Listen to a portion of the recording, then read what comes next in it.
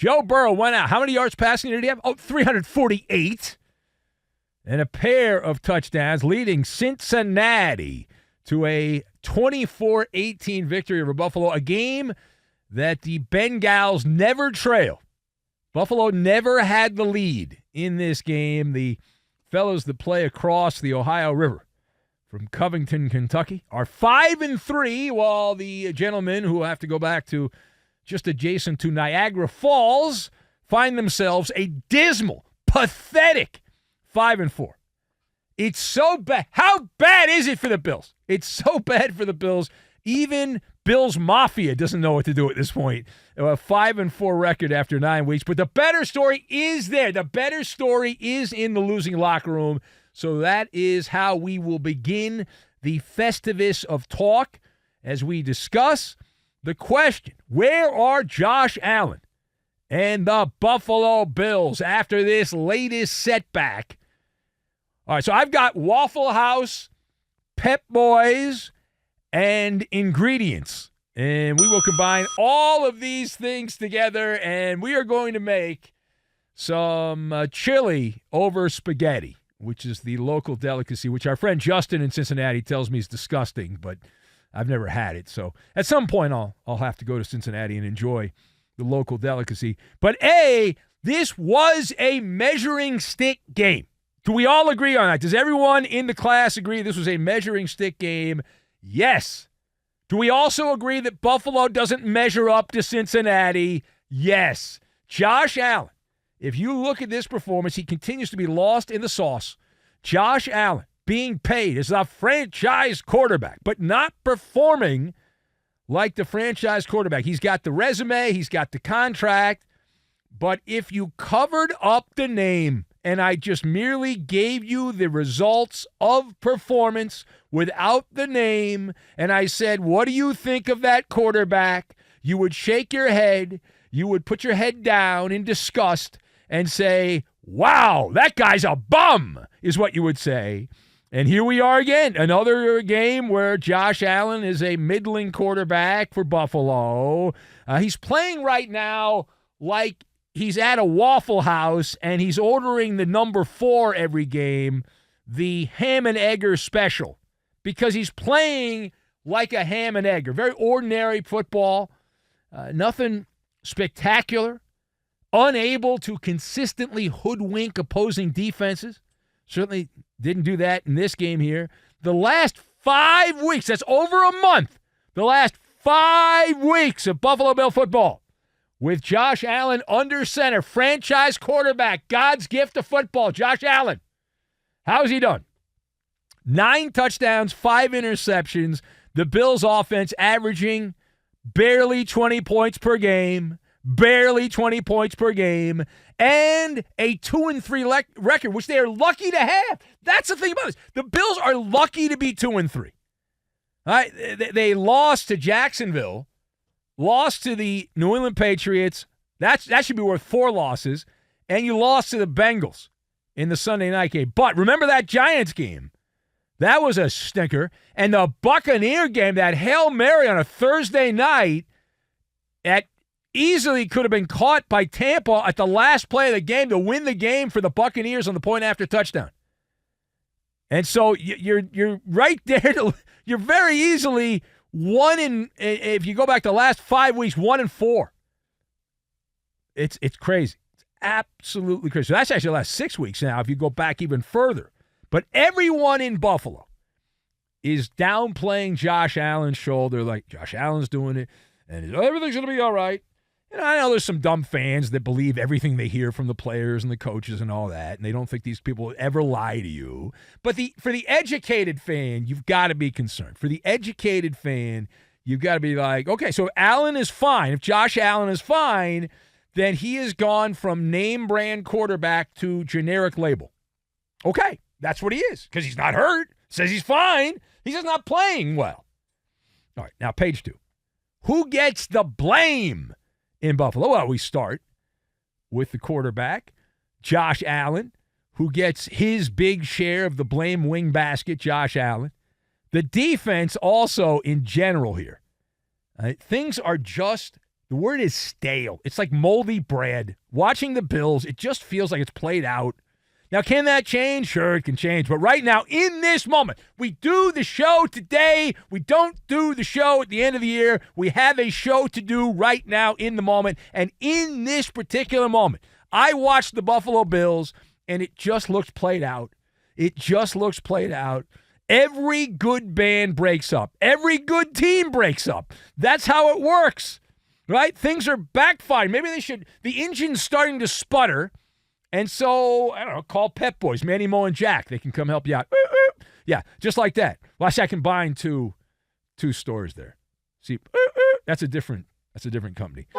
Yeah, see, yeah, there you go. That's a different one. Anyway, but without new ideas, without new, fresh ideas, then everything just kind of is stale. And that's where it is right now for Buffalo.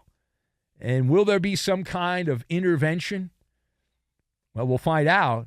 But Buffalo still has the gauntlet ahead of them. They've already lost 4 games. They're 5-4 team after 9 weeks. And you look ahead here. You peek ahead. Now, the next couple of games, you assume that the Bills are going to win. But Buffalo lost to the Patriots. When you lose to the Patriots, you can lose to anybody on God's green earth. The next 2, Broncos and the Jets. That's who's up ahead. Those teams coming to Western New York. So, that's a guaranteed win. Well, the way the Bills are playing right now, every game is close. Can't guarantee it. They already lost to the Jets once, and the Jets' defense is elite. Their offense blows. And so here we are. And then after that, that's when the gauntlet begins. After that, the gauntlet is after that. You got at Philly, bye week. Maybe they'll lose the bye week. At the Chiefs. Got the Cowboys at home and then a road trip to La La Land to in the Hood in Inglewood to take on the Chargers. So Eagles, Chiefs, Cowboys, and Chargers all ahead. So assuming, and I've got my crystal ball out. You should get one of these. They're pretty cool. You can buy them on Amazon now, crystal ball. I got mine years ago. I bought it at a garage sale. So anyway, here's the deal. 4 losses are out. Now 5-4. And if you play the shoulda, coulda, woulda game, if everything breaks right for the Bills, they win the games they're supposed to win, lose the games they're supposed to lose. 9-8. This is a 9-8 football team. The Buffalo Bills are a 9-8 football team. Is that good? I'm asking for a friend. Because it certainly doesn't look very good. And then you turn to the coach, Sean McDermott, and he got an extension, and people say, well, he's going to be there no matter what. That doesn't guarantee anything. Ask Josh McDummy in Vegas about an extension, big contract and all that. The greatness of the Raiders. Yeah, it doesn't mean anything. Right? The only business that means something is in my business, because radio stations do not fire people with lots of money on their contract. They don't, because they don't want to pay them out. NFL teams, they have no problem with it. They have a license to print money.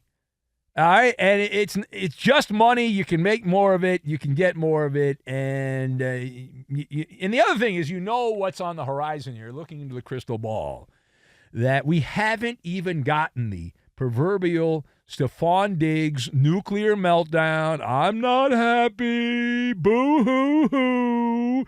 I'm going to take my football and go home. We haven't had that yet. We know that's coming. At some point, that is coming. Like clockwork, it's going to happen. All right, last word here. We stop by the winning locker room. The winning locker room. Why? Why not? Because the Bengals, on the come, as they say in the poker world, have Joe Burrow. And the Bengals won you over. Yes. I am nodding my head. Yes. That is correct. Now, we did declare, if you saw the TV show Benny versus the Penny on regional cable television, making regional cable television great again, we did declare that the Bengals are back. The Cincinnati Bengals. Yes. And Joe Burrow, more importantly, is back. We said that on TV, and we believe that, and he made us look somewhat smart in this game and helped us win a couple of shekels, which we're happy about. The Ravens. Right, everyone's talking about the Ravens, and they had an impressive win, but they played at a team with no quarterback, the Headless Hawks from Seattle. More on that later. And the Ravens have some cool numbers and all that, but I think if you look at the card here, who's the biggest threat to Kansas City in the AFC hierarchy? It's the Bengals. And that's because of Joe Burrow. Joe Burrow is bird-dogging Patrick Mahomes. If you look at the AFC, that's just common sense. You don't need me to tell you that. That's just a fact. You know football, you know that. Joe Burrow, the last month for the Bengals, completing over 75% of his passes for 10 touchdowns, 2 interceptions, passer rating over 111, and it's translating to wins.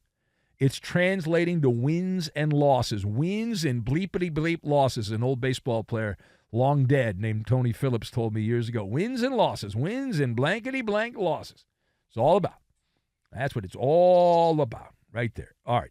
Now, in terms of this particular game on Sunday night, the high efficiency Cincinnati offense, those long, methodical drives, converting over 50% on third down, back-breaking for defenders when they think they're about to get off the field, get some orange slices and some Gatorade, and then sit on the bench and play grab-ass with each other, and then they have to stay out there for another set of downs. And that happened. Long, methodical, eat-the-clock drive. Cincinnati had the ball for almost 37 minutes. That is domination. That is spitting a loogie at the Bills' defense is what that is.